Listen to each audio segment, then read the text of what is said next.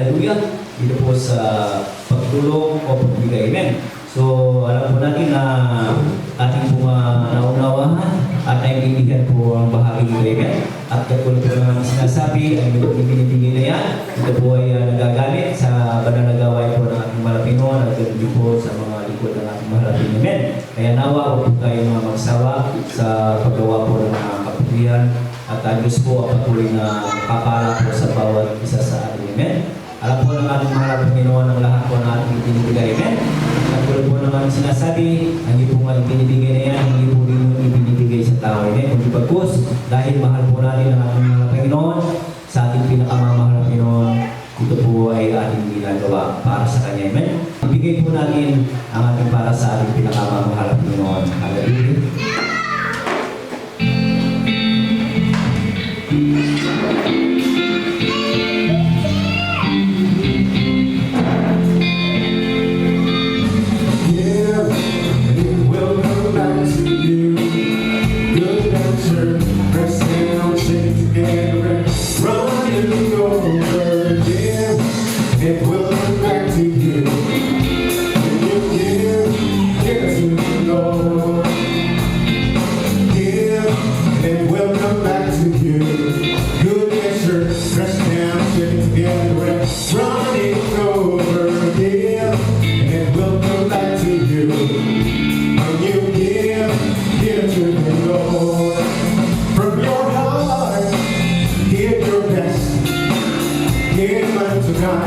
And you will be blessed.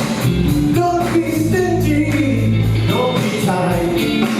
Learn from the widow in the Bible who gave her last dime, so give. It will come back to you. Press down, stick again when running over again. It will come back to you.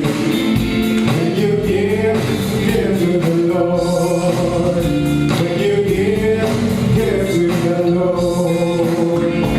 When you give to the Lord. Pasalamat sa ating mga Panginoon. Panginoon, maraming salamat po Diyos sa ibigay ng mga Panginoon.